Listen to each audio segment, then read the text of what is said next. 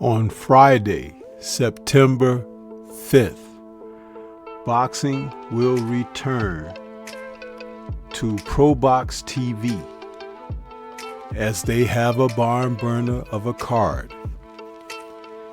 This is what I'm talking about. When you talk about boxing filling in the weekdays, Probox productions are exactly suited for that, which I hope they understand. If they continue to present cards during the weekdays from Wednesday through Friday, that's an awesome fill-in for boxers who are trying to be seen and for fans who are craving more action. When they stack their cards against the major cards that take place on the weekends, they come up short for visibility because people are typically tuned in to those other cards. But this particular card on a Friday night is pretty darn good. We're talking about Jordan White taking on Renee Tellez Giron in the main event for the NABF lightweight title. It's scheduled for 10 rounds. And these two men have been featured on Probox before, even on Showbox. But I'll tell you something about these two fighters. They are what I refer to and deem spirited guys. They are going to let it all hang out when they get in there. There's a number of fights that we could tune in and watch and see the best of these fighters do what they do. And that's what's going to happen when these two men face one another. In Jordan White, you have a gentleman that's bringing his record of 19-1 into the ring against Giron, who is 21-5. This is all we could ask for when we're talking about the sport of boxing, because these are the fights that we want to see. The guys who have not quite made it to the top elite level yet, but they're taking on the challenges that can show them if they're ready for the next step and the next level.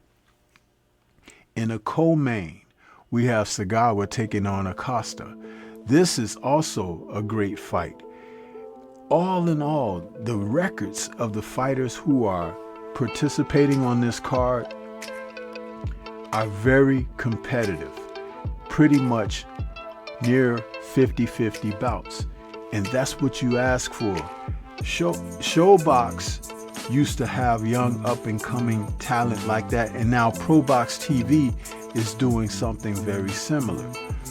When you tune in to their cards, you're going to see a guy who may be facing off against a world-class fighter in his next bout after this.